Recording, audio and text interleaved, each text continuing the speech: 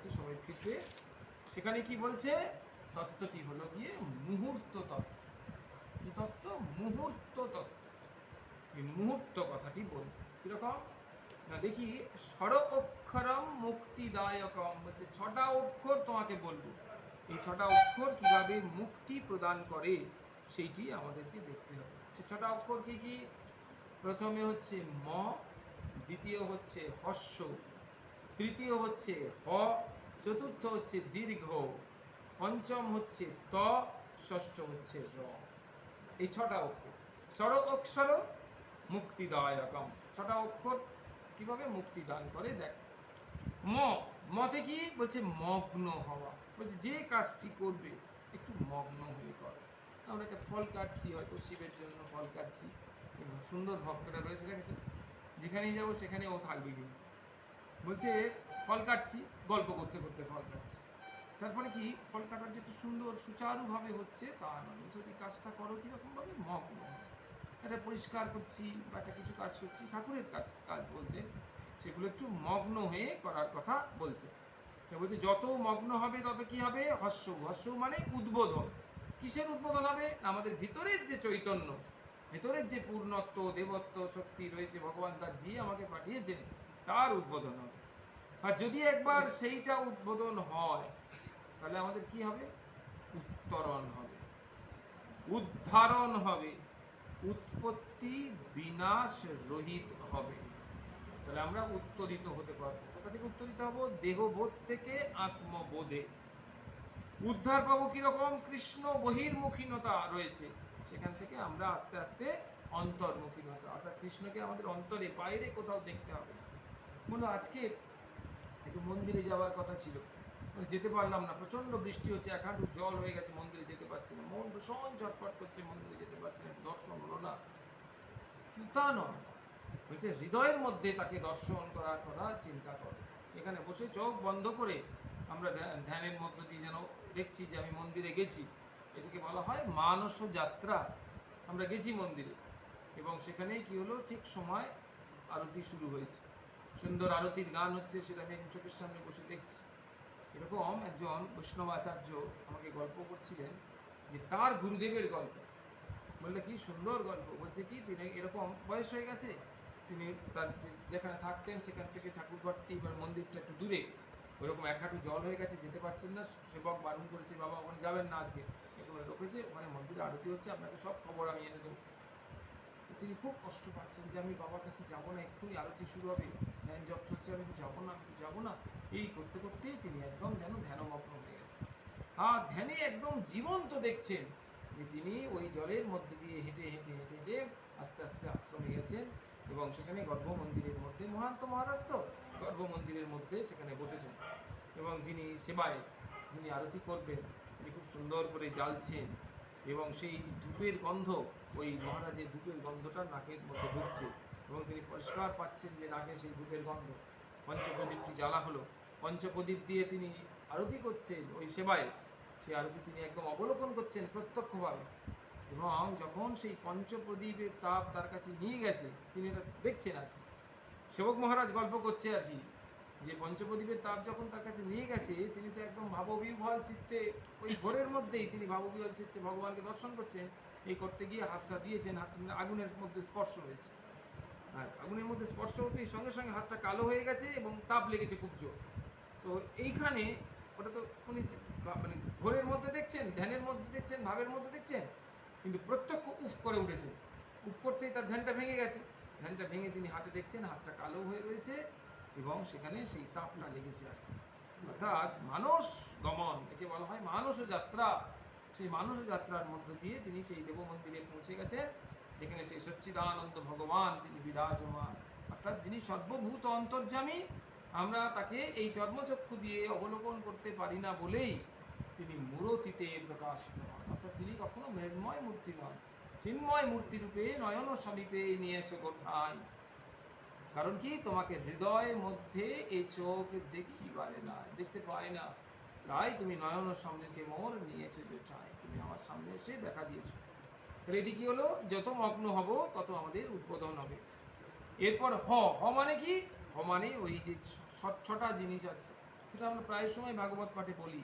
সেটা হ মানে কি? প্রথমে হচ্ছে হরির শরণাম, হরির চরণে আশ্রয় নেওয়া, হরির স্মরণাম, সবসময় হরিকে নিয়ে চিন্তা ভাবনা করা, হরির নামানুকীর্তনম বা হরি ভজনম, সবসময় হরি গুণগান, হরে কৃষ্ণ মহামন্ত্র বা অন্য কোনো হরি সংক্রান্ত গান করা, হরি প্রসাদ আস্বাদনম, হরি প্রসাদ গ্রহণ করা, হরি ভক্ত সঙ্গকরণম, আমরা কিন্তু হরি ভক্ত সঙ্গ করছি, আর হরি স্থানে গমনম, যেখানে হরি বিরাজমান থাকে সেই সমস্ত স্থানে যাওয়া বা থাকা, সেই সমস্ত স্থানের পবিত্রতা রক্ষা করা, তার জন্য যদি কিছু করতে পারি আমরা করা, এইটা।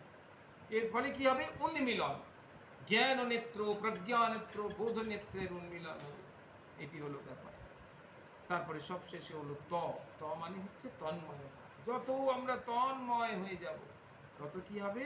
র মানে হচ্ছে রুচি, র মানে হচ্ছে রতি, আর র মানে হচ্ছে রস, শেষ হচ্ছে দানন্দ রস আমরা লাভ করতে পারি। তাহলে এই 6টা অক্ষর দিয়ে কি শব্দ তৈরি হলো? মুহূর্ত।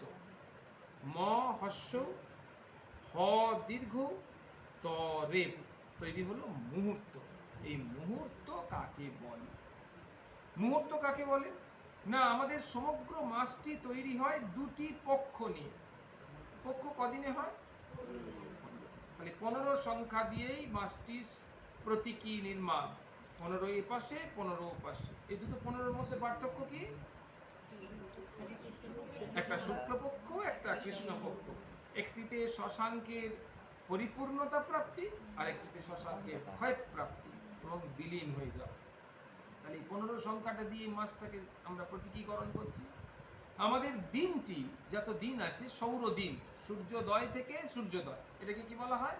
সৌরদিন। আমরা শাস্ত্রীয় বিচারে বলা হয়েছে যদি কেউ সূর্যোদয়ের ঠিক 2 মিনিট আগে মারা যায়, তখন ডাক্তার সেই মতোই লেখে যে 5টা 21 মিনিটে দেহ গেছে, আর 5টা 23-এ সূর্যোদয়। এই 2 মিনিটের জন্য ওই মৃত্যুটাকে আগের দিন ধরতে হবে, ওটা দিনের দিন ধরা যাবে না। তাহলে কারণ কি? তখনও সূর্যোদয় হয়নি, অর্থাৎ আজকের সৌর দিনটা এখনো শুরু হয়নি। তাহলে সূর্যোদয় থেকে সূর্যোদয় পর্যন্ত এটা হলো এক সৌরদিন। আর এই এক সৌরদিনটা দুভাগে বিভক্ত, একটা হলো দিন, একটা হলো রাত্রি। এই রাত্রি আর দিনের কত 12 ঘন্টা করে। সেই 12 ঘন্টা মানে কত মিনিট? 12 × 60 মানে 6 12 72, মানে 720 মিনিট। সেই 720 মিনিটকে যদি আমরা 15 দিয়ে ভাগ করি, তাহলে প্রত্যেকটাতে কত ভাগ ফল বেরোয়? 48 মিনিট। এই 48 মিনিটটাকে বলা হয় মুহূর্ত। এক মুহূর্ত মানে 48 মিনিট। আমরা যে বলি না, আপনি 1 সেকেন্ড অপেক্ষা করুন, আমি এক্ষুনি আসছি, দেখা গেল 2 মিনিট হয়ে গেল আসছে, তাহলে কথাটা সত্য নয়। সেই জন্য শাস্ত্র বলেছে 1 মুহূর্ত অপেক্ষা করুন। 1 মুহূর্ত মানে আমরা ভাবি ওই 1 সেকেন্ডই হবে বোধ হয়, কিন্তু 1 মুহূর্ত মানে 48 মিনিট। 720 মিনিট মানে 12 ঘন্টাকে মিনিটে পরিণত করে 15 দিয়ে ভাগ, যেহেতু শুক্লপক্ষ কৃষ্ণপক্ষ 15 সংখ্যা, তাকে ভালো 48 মিনিট। এই এত কথা বলছি কেন? এই 48 মিনিটটি আমাদের জীবনে খুব প্রাসঙ্গিক। কিরকম না, সূর্যোদয়, এটাকে যদি আমরা লক্ষ্য করি, সেই সূর্যোদয়ের 2 মুহূর্ত আগে থেকে 1 মুহূর্ত পর পর্যন্ত, তাহলে কত মিনিট হলো? 2 মুহূর্ত আগে মানে 1 মুহূর্ত তো 48 মিনিট, তাহলে 2 মুহূর্ত হচ্ছে 48 দুগুণে 96 মিনিট, আর সূর্যোদয়ের পরে 1 মুহূর্ত মানে আরো 48 মিনিট, তাহলে 96 + 48, তাহলে কত হলো? 144 মিনিট। এই 144 মিনিটকে কি বলা হয়? ব্রাহ্ম মুহূর্ত। এই 144 মিনিটকে বলা হয় ব্রাহ্ম মুহূর্ত। 144 মিনিট মানে কত হলো? 2 ঘন্টা 24 মিনিট। 144, 120 মানে হচ্ছে 2 ঘন্টা আর 24 মিনিট। এই 2 ঘন্টা 24 মিনিট মানে হলো ব্রাহ্ম মুহূর্ত। আর ব্রাহ্ম মুহূর্ত শীতকাল, গ্রীষ্মকাল, বর্ষাকালে বদলায়, যেহেতু সূর্যোদয়টা বদলাচ্ছে। সেই জন্যে সেই ব্রাহ্ম মুহূর্তে যদি কেউ উঠে, আমরা যদি ধ্যান, জপ, পূজা, আরাধনা, নাম, গুণগান, কীর্তন এসব করতে থাকি, তাহলে এটি অত্যন্ত পবিত্র ফলদায়ক হয়। তার কারণ কি? সেই সময় এই পূর্ণ ব্রাহ্ম মুহূর্তে সকল সন্ত, মহান্ত, জ্ঞানী, গুণী, ঋষি, মুনি, ধ্যানী এরা সবাই অত্যন্ত পবিত্রতা সহকারে ভগবানের সঙ্গে আত্মযোগ স্থাপন করে। এটা হলো আত্মযোগের সময়। দেহতত্ত্ব থেকে বেরিয়ে আত্মতত্ত্বে প্রতিষ্ঠিত হওয়া, ভোগ বাসনা থেকে বেরিয়ে গিয়ে ত্যাগের ভাবনায় বৈরাগ্যের পথে উত্তরিত হওয়া, উদ্বোধিত হওয়া, অনুপ্রাণিত হওয়া, এটাকে বলা হলো ব্রাহ্ম মুহূর্ত, যখন ব্রহ্মজ্ঞান লাভের সর্বশ্রেষ্ঠ সময়।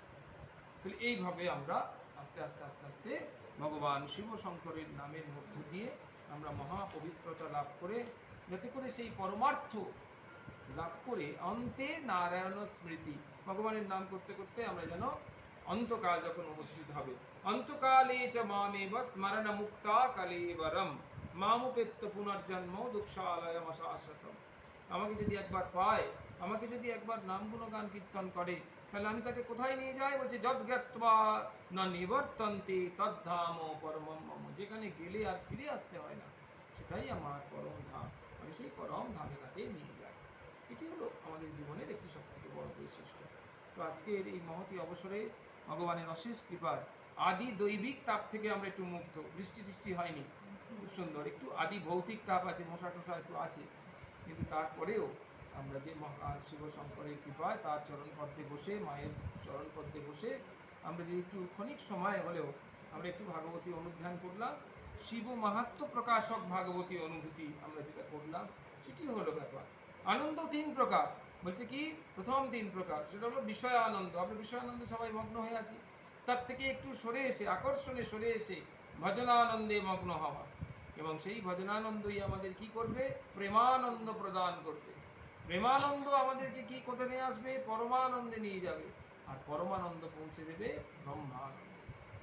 যখন যাত্রাটা শুরু হয়েছিল কোথায়? বিষয় আনন্দ থেকে, বিষয়ের মধ্যে আনন্দ পাচ্ছিলাম, কিন্তু করতে করতে যখন উপলব্ধি হলো সাধু সঙ্গের মধ্য দিয়ে যে এই বিষয়টা তো অনিত্য, আজকে আছে বলে খুব আনন্দ হচ্ছে, যে কালকে থাকবে না, তখন আর আনন্দও থাকবে না, তাহলে বিষয়টি অনিত্য হওয়ায় আনন্দ অনিত্য, তাহলে আমি এই অনিত্য আনন্দের পেছনে ছুটবো কেন? অনিত্য সুখের পেছনে ছুটবো কেন? যা আমাকে নিত্য শান্তি, আনন্দ, পরিতৃপ্তি, সন্তোষ দেবে, তার সঙ্গে আমার একটি নিত্য সম্বন্ধ আছে, আমি ভুলে গেছি, আবার নতুন করে সম্বন্ধ স্থাপন করে আমার জীবনটাকে আমি সুন্দর করে তৈরি করব। এটি শিবশঙ্করের কাছে আমাদের প্রার্থনা।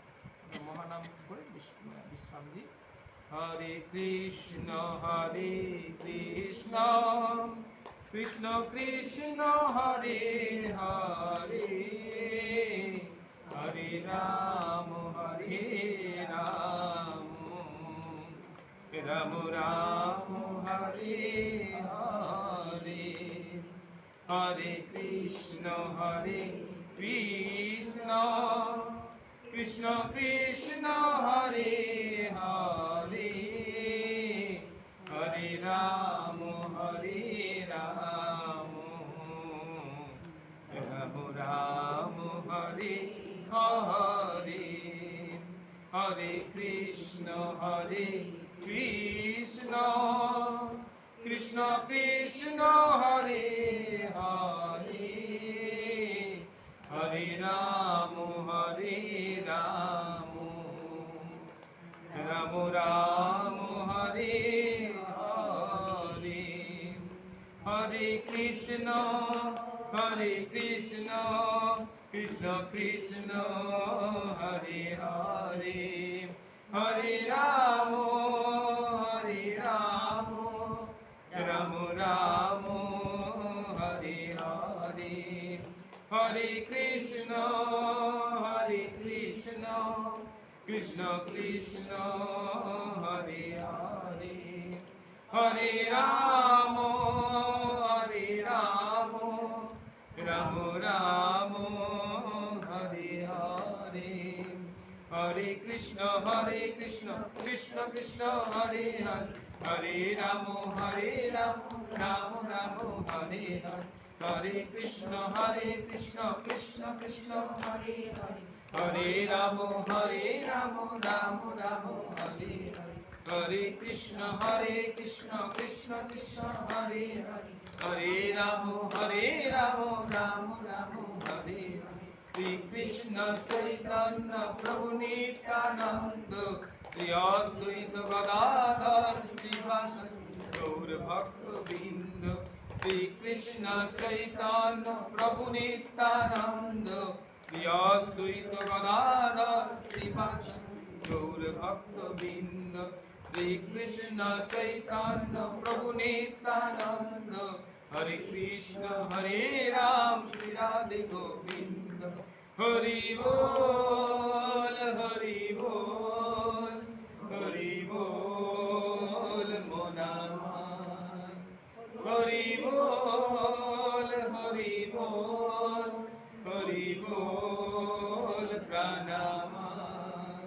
হরি বল, হরি বল, হরি বল তনামান, হরি বল, হরি বল, হরি বল বোধামান, হৃদয় গৌর হরি বল, হরি বল, হরি বল বাকামান। রামানন্দে প্রেমানন্দে হরি হরি বল, জয় গুরু শ্রী প্রেমানন্দে হরি হরি বল, মা মহাকালী মহামৃত্যুঞ্জয় ভৈরব প্রেমানন্দে হরি হরি বল, ভাগবত ভক্ত ভগবান প্রেমানন্দে হরি হরি বল, শিব কথা প্রেমানন্দে হরি হরি বল, মা মঙ্গলচণ্ডী মা মনসা মা বাবা শিব শঙ্কর প্রেমানন্দে হরি হরি বল, শিব তীর্থ প্রেমানন্দে হরি হরি বল, पार्वती पतये हर हर बम बम, सांब सदा शिव सांब सदा शिवम, सांब सदा शिव शिवयम्। प्रियतां पुण्डरीकाक्षं सर्वयोगेश्वरो हरिं, तस्मिन् तुष्टे जगत्तुष्टं, प्रणीते प्रणीतं जगत्, एतत् सर्वकर्मफलं भगवान् श्रीहरिनारायण चरणे समर्पयामि। जय राधे जय जय श्री राधे, जय राधे जय जय श्री